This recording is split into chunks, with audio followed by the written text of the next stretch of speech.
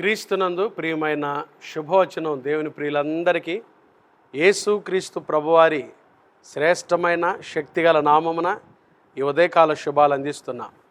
సియోనులో నుండి నా తండ్రి మిమ్మల్ని ఆశీర్వదించునుగాక, ఉన్నత స్థలములో నుండి ఆయన మీకు సహాయం చేయునుగాక, కరుణా కటాక్షములను మీకు దయచేయునుగాక. ఆమేన్. దేవుని బిడ్డలారా, ఎలా ఉన్నారు? లేవగానే ఆరోగ్యంగా లేచారా? ప్రభుని స్తుతిస్తూ లేచారా? యేసుక్రీస్తు ప్రభు చేసిన మేలులు తలపోసుకుంటూ లేచారా? ఆరోగ్యంగా లేచారా? ఏదైనా సమస్యలతో అనారోగ్య పరిస్థితుల్లో లేచారా? దేవుని వాక్యం సెలవిస్తుంది, నీ భారము యెహోవా మీద మోపము, ఆయనే నిన్ను ఆదుకొనును, నీతిమంతులను ఆయన ఎన్నడూను కదలనీయడు. ఎంత గొప్ప దేవుడు అండి మన ప్రభు. నీతిమంతులను ఆయన ఎన్నడూను కదలనీయడు.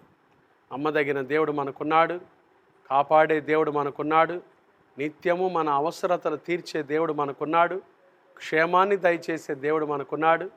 కాబట్టి ధైర్యం తెచ్చుకుందాం.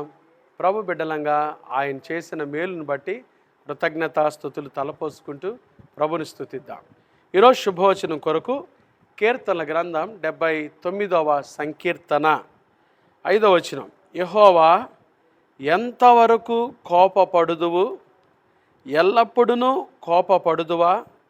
నీ రోషము అగ్నివలే ఎల్లప్పుడూ మండునా? చూడండి, దేవుని వాక్యంలో మనం ఆరాధించే దేవుడు ప్రేమగల దేవుడు అని మనం చూస్తాం కదండి. ఆయన ప్రేమించే దేవుడు, మంచిదే. ఆయన ప్రేమించే దేవుడే, కానీ కొన్నిసార్లు ఆయన కోప్పడతాడు కూడా. దేవుడు కోప్పడే దేవుడు కూడా. కొన్నిసార్లు మనం ఆయన ప్రేమనే చూస్తున్నాం, కానీ ఆయనకు మాట వినకపోతే, ఆయనకు అవిధేయకరమైన పని చేస్తే, ఆయనకు అయిష్టంగా మనం బ్రతికితే కోప్పడతాడు కూడా అండి. అయితే ఆయన కోపం నిమిషం మాత్రమే ఉంటుంది, ఆయన దయ ఆయుష్కాలం అంత ఉంటుంది. ఆయన కోప్పడేది కూడా మన మేలు కోసమే, మనల్ని సరిచేయుట కొరకే. తండ్రి శిక్షించేది ఎందుకో తెలుసా? తండ్రి గద్దించేది ఎందుకో తెలుసా? తండ్రి గద్దింపు మన మేలు కొరకే కదండి. హెబ్రీ పత్రికలో పౌలు ఒక చక్కటి మాట రాస్తాడండి. ఈరోజు శుభవచనం అదే. ఇదేంది శుభవచనం పాస్టర్ గారు? దేవుని కోపాన్ని గురించి చెప్పి శుభవచనం ఏంటి? అవును, చెప్పాలండి. ఆయన ప్రేమను గురించి చెప్పే బోధకులందరూ, సేవకులందరూ ఆయన కోపాన్ని గురించి కూడా తెలియపరచాలి. దేవుడు కోప్పడతాడు. ఎలా కోప్పడతాడు చూడండి. హెబ్రీ పత్రిక 12వ అధ్యాయం 7వ వచనం నుంచి నేను చదువుతున్నాను. 5-6 కూడా చదువుకోవాలి. హెబ్రీ పత్రిక 12:5-6. నా కుమారుడా, ప్రభువు చేయు శిక్షను తృణీకరించకము. చూడండి, ప్రభు శిక్షిస్తాడు, ప్రభు గద్దిస్తాడు. ఆయన నిన్ను గద్దించినప్పుడు విసుకకము. దేవుడు గద్దించేటప్పుడు విసుక్కోకూడదంట. ప్రభువు తాను ప్రేమించు వానిని శిక్షించి తాను స్వీకరించు ప్రతి కుమారుని దండించును. శిక్షిస్తాడు, అవసరమైతే దండిస్తాడు కూడా. చూడండి, దేవుడు ఎంత గొప్ప దేవుడో. అని కుమారులతో సంభాషించినట్లు మీతో సంభాషించు ఆయన హెచ్చరికను మరచితిరి. అవునండి, తండ్రి బిడ్డల్ని శిక్షిస్తాడు, గద్దిస్తాడు. ఎందుకంటే వారు సరైన మార్గంలోకి రావటం కోసమే. వారు మంచి మార్గాన్ని ఏర్పాటు చేసుకొని మంచిగా బ్రతకాలనే తండ్రి ఆశ. ప్రభు కూడా మన తండ్రి. ఆయన ఎప్పుడైతే యేసుక్రీస్తు ప్రభుని మన సొంత రక్షకునిగా అంగీకరించామో, ఎప్పుడైతే యేసు రక్తంలో మన పాపం కడుగబడిందో, ఎప్పుడైతే ఆయనకి ఇష్టంగా మనం బ్రతుకుతున్నామో, జీవిస్తున్నామో, ఆయన మనల్ని గద్దిస్తాడు, శిక్షిస్తాడు. మన మేలు కొరకే. ఏది చేసినా మన మేలు కొరకే చేస్తాడు ఆయన. ఎంత గొప్ప దేవుడు అండి యేసయ్య. తర్వాత అంటాడు, శిక్షాఫలము పొందుటకై మీరు సహించుచున్నారు, దేవుడు కుమారులనుగా మిమ్మల్ని చూచుచున్నాడు. శిక్షాఫలము పొందుటకై మీరు సహిస్తున్నారు. తండ్రి శిక్షింపని కుమారుడెవడు? కుమారులైన వారందరూ శిక్షలో పాలు పొందుచున్నారు. మీరు పొందని ఎడల దుర్బీజులే కానీ కుమారులు కారు. బాబా. ఇంకా ఈ ఒక్క మాట చదువుతా చూడండి. 10వ వచనం హెబ్రీ పత్రిక 12:10. వారు కొన్ని దినముల మట్టుకు తమకిష్టం వచ్చినట్టు మనలను శిక్షించిరి గాని మనము తన పరిశుద్ధతలో పాలు పొందవలెనని మన మేలు కొరకే ఆయన శిక్షించుచున్నాడు. బాబా 11వ వచనం కూడా చదవాలి. ఎందుకంటే మరియు ప్రస్తుతమందు సమస్త శిక్షయు దుఃఖకరముగా కనబడునే గాని సంతోషకరముగా కనబడదు.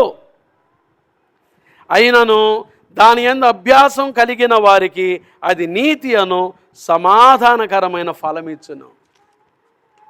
తండ్రి కుమారులైన వారందరిని శిక్షిస్తాడండి మన మేలు కొరకే, మనము తన పరిశుద్ధతలోకి రావటం కొరకే. ఈరోజు దేవుడు కోపడే దేవుడు.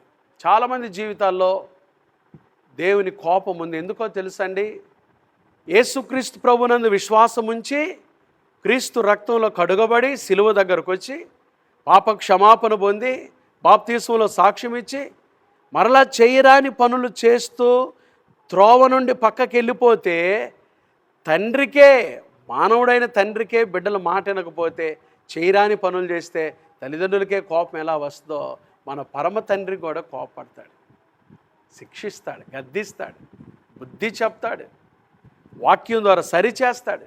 ఇంకా లోబడకపోతే గద్దిస్తాడు, శిక్షిస్తాడు. ఎందుకు ఇవన్నీ చేసే తెలుసా? మనము తన పరిశుద్ధతలో పాలు పొందుట కొరకే. హల్లెలూయా.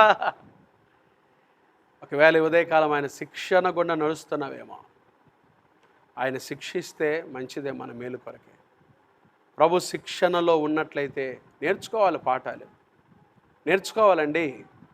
చాలాసార్లు మన ఆత్మీయ జీవితంలో ప్రభు శిక్షణ గుండా వెళ్ళినప్పుడే చాలా పాఠాలు నేర్చుకుంటాం. ఎందుకు ఇట్లా చేస్తున్నాను నేను, ఎందుకు ఆయన చిత్తాన్ని ఉల్లంఘిస్తున్నాను, ఎందుకు ఆయన వాక్యానికి విరోధంగా జీవిస్తున్నాను, ఎందుకు ఆయన త్రోవ నుండి ప్రక్కకి వెళ్ళిపోతున్నాను, ఎందుకు నా ఇష్టాన్ని ఇట్లా జరిగిస్తున్నాను. నేను ఒక పాఠం నేర్చుకున్నాను, ప్రభా నన్ను సరిచేయ్యా, నన్ను సరిచేయి. యాకోబు కూడా దేవుడు చూడండి ఆశీర్వదించే ముందు పగలగొట్టబడ్డాడు. ఎప్పుడు పగలగొట్టబడ్డాడో అప్పుడే ఆశీర్వదించబడ్డాడు. మనకు పగలగొట్టబట్టం ఇష్టం ఉండదు. ఎక్కడ దేవునికి విరోధమైన జీవితాన్ని జీవిస్తున్నామో ఆ ప్రాంతాల్లో పగలగొట్టబడాలి, అప్పుడే దేవుని ఆశీర్వాదం మన మీద ఉంటుంది. ప్రియమైన దేవుని బిడ్డలారా, ఈ ఉదయకాలం శుభవచనం చూస్తున్న మీ జీవితాల్లో పగలగొట్టబడ్డారా? దేవుని కోపం క్రింద ఒకవేళ మీరు నడుస్తూ ఉన్నట్లయితే మేలు కొరకే. దేవుడు గద్దించే మనుష్యుడు ఆశీర్వదించబడతాడు. ఆయన గద్దింపుకు విసుకవద్దు, తృణీకరించవద్దు. ఆయన గద్దించి సరిచేసి బాగుచేసి ఆశీర్వాదకరమైన సాధనాలుగా మనల్ని పెడతాడు.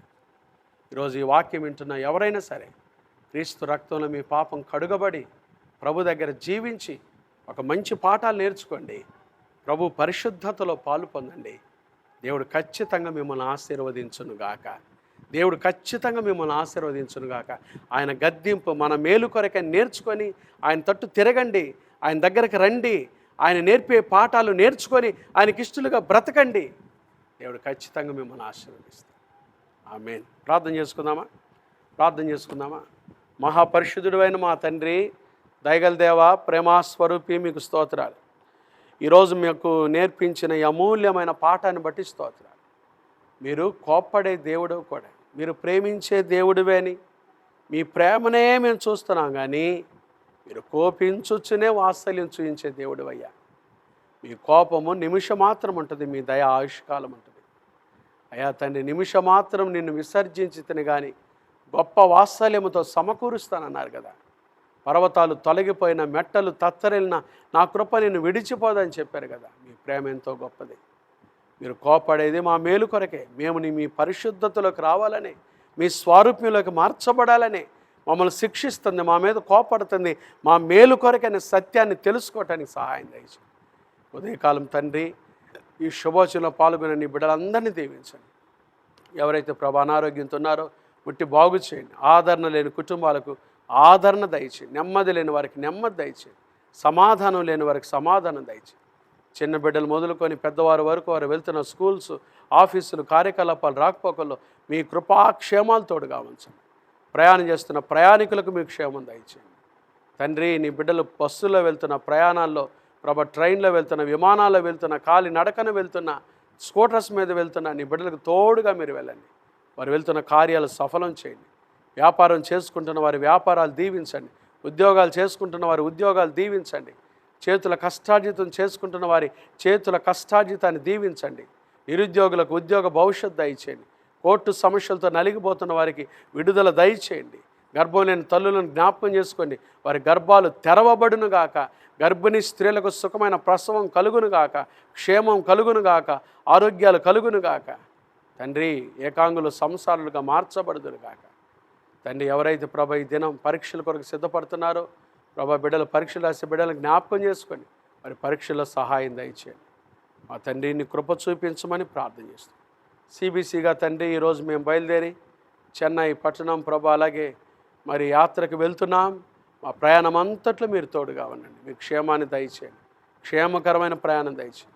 ప్రతి చోట ప్రభా మీ సన్నిధిని మేము అనుభవించినట్లుగా మీరు మాతో కూడా రండి. మాకంటే ముందుగా మీరు వెళ్ళి మెట్టగానున్న స్థలాలు సరాలం చేయండి.